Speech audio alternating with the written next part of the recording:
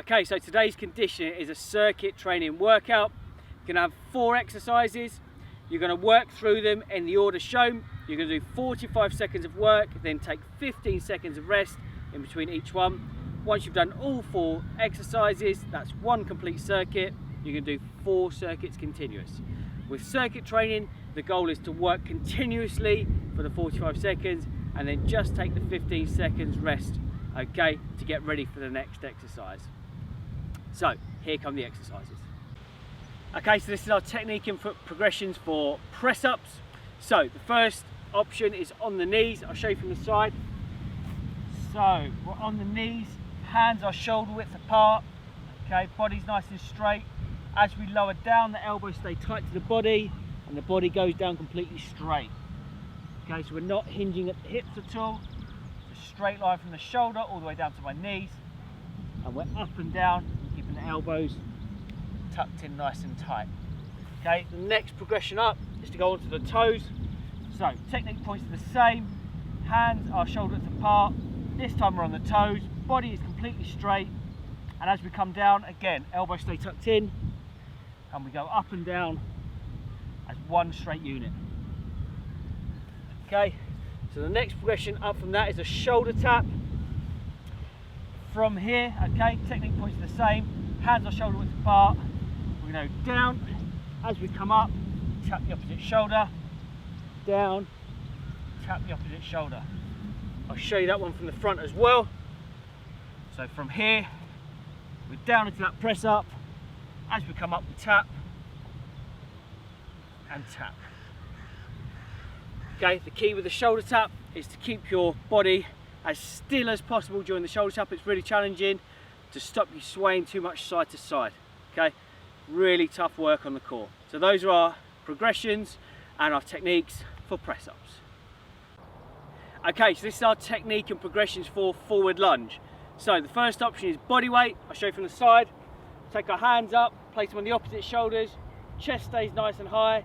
You're going to step forward, bend the knee, press back, bring your feet back together, go to the opposite leg, back again. So every step is a rep.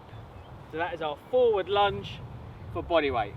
The next progression up is to use a single kettlebell. We're going to hold that in close to the chest, elbows tucked in nice and tight. Technique points are the same. Step forward, back knee brushes the ground, and step back.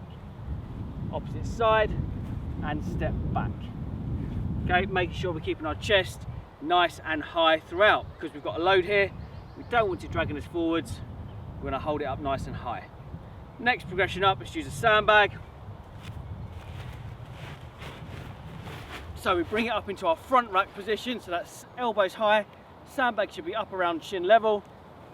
From here, step forward, back knee brushes the ground, step back knee brushes the ground, and step back. Final progression is the double kettlebell load. So we'll bring the kettlebells up into our front racked position, so that's hands close under the chin, elbows tucked in against the body. From here, step forward, back knee brushes the ground, step back knee brushes the ground, and step back. With the lunge, each step is a rep.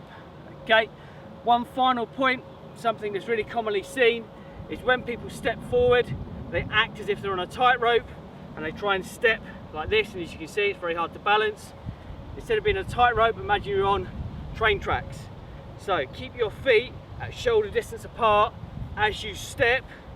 Gives you a nice wide base, so you're not going to be falling over. So with that one, or with any lunge, just thinking train tracks instead of tightrope. Okay, so that is technique and progressions for forward lunge. Okay, so this is technique and progression for plank. So for plank, we go down onto the floor. Plank is a static hold movement. So from here, we're going to have our elbows underneath our shoulders. The basic version is to do this on the knees. So onto the knees, bring the hips down so the body is nice and straight, and the points of contact are the elbows and the knees, and the body is nice and straight, and we hold that position for the required amount of time. Okay, so the next progression up is the full plank. So, same start position with the arms, elbows are underneath shoulders. This time we're going to push onto the toes. Feet are no wider than shoulder width apart. Body is nice and straight. From here, what we need to avoid is either the hips sagging down too much or the hips piking up in the air too much. You want to be nice and straight and nice and solid from there. Okay, so that's our basic plank movement. The last progression to go up is with an arm lift. The key with the arm lift is as you lift the arm, the body stays completely still. So there's little value in lifting the arm and the body twisting and turning and squirming about. Where you get the benefit from this part is as you lift the arm, the body stays in concrete and doesn't move. That's what you're trying to avoid. That's what you're trying to fight, is stay square, stay solid as you take one of your points of support away. So this is the movement from here, basic plank position, and then from here, slowly lift, back down, slowly lift, back down. Again, staying as square and as solid as you can and resist the temptation to move side to side. So that is your technique and progressions for plank. Okay, so this is our technique and progression for burpee. So first option, I'll show you from the side, it's probably easier. Start from a standing position, we're going to drop our chest down to the floor, come back in, stand up straight. Okay, I'll show you one more time. Stand up straight. That's a very basic version of a burpee, no jump or clap above the head. Second version, the second progression, is to add the jump and the clap in. So we go down, chest down, in, jump and clap to complete. And again, down, in, jump and clap to complete. Okay, so there are burpee versions. If for either one of those versions you need to modify it slightly, so getting down to the floor just to suit your own flexibility, you can step yourself down, that's absolutely fine, and then step yourself back up to complete the movement. So there's a little bit of sort of individual play there. You can just decide which is the one that suits you best. So those are our techniques and progressions for burpees.